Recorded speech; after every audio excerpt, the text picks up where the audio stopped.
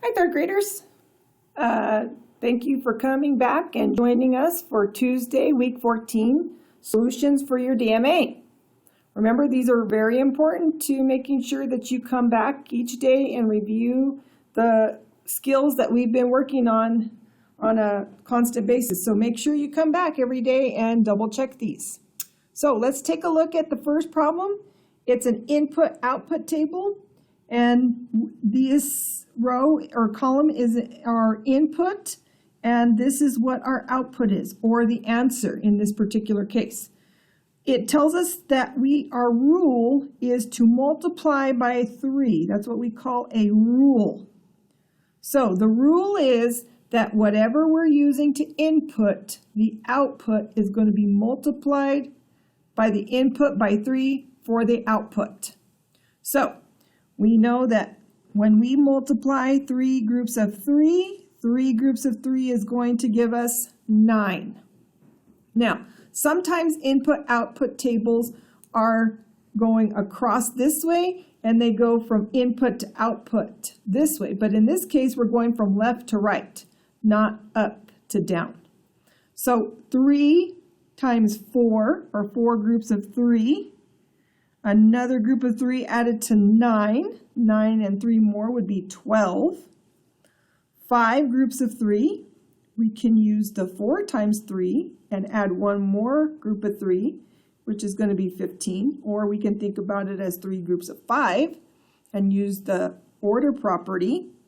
And we have 6 groups of 3, and 6 groups of 3 is going to be 18. So these would be considered our products for these factors. So this is the factor, and this is the other factor. Now let's take a look at our addition sentence. We have an addend and another addend. And when we put those two addends together, we call that the sum. We're combining these two amounts to make a total. So we can do 500 plus 200 is 700. And then, since we don't have any tens here, why don't we just go ahead and take this 98 and add it to 4, since we don't have any tens to add. Now, if I take that 4 and add it to 98, 98 plus 1 more would be 99, plus 2 more would be 100, and then we'd have 2 more to add to that, which would be 100. Oops, I didn't finish my 7. 102. Now we put that together with the hundreds, ones and tens here, and that would give me 802. Another way we could take a look at this is we could say, oh, I can take 2 from 504 and make this an even 300. So if I take that 500 and give 2 to the 298, because remember, it doesn't matter what order we add numbers, but it does matter how we subtract them. We have to always start with the total when we're subtracting. So 502, add 3 more hundreds to 500, and that gives you 802. Again, that's just another way to take a look at it. So we know that this is going to be 802. We could also use our algorithm.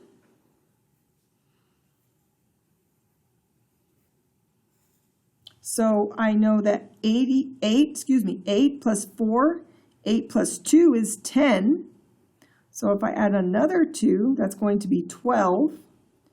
My 10 gets regrouped in the tens place.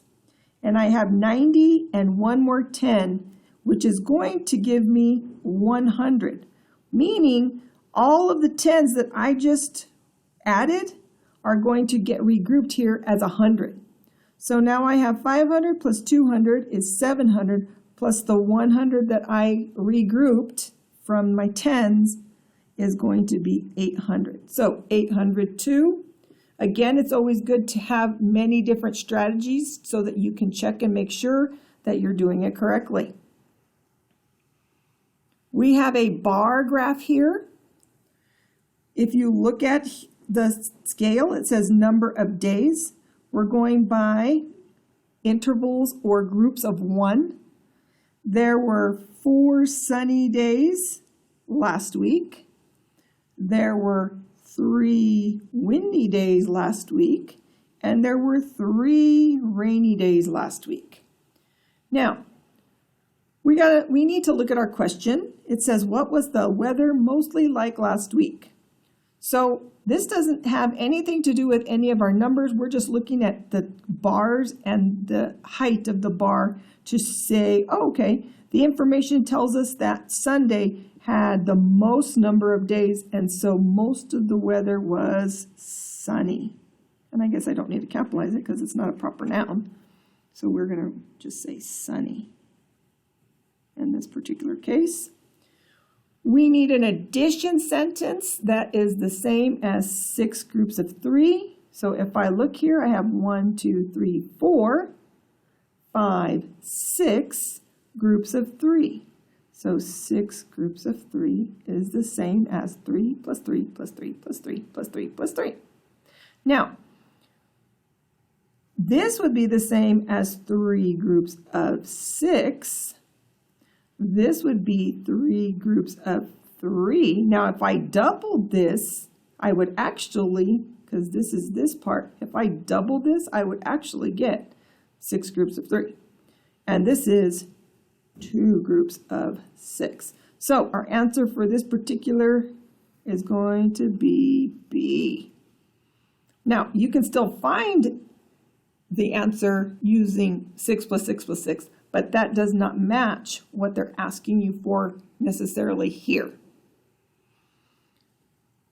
So remember, we can always use our multiplication to create a division sentence. So what is 3 plus 3 plus 3? Well, 3 plus 3 plus 3 is 9, plus another 3 plus 3 plus 3 is 9, and 9 plus 9 is, right, 18.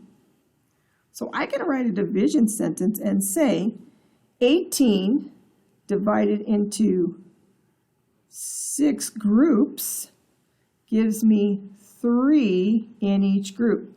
This is the number in each group, and these are the number of groups, and my total is 18. So what does that look like? Well, I put a group of 3 here. I put a group of 3 here. I put a group of 3 here because that's 1, 2, 3 groups, 4 groups, 5 groups, and 6 groups. And that's what it's going to look like as division, but also we can use it and check and use multiplication. So remember, your total always comes first.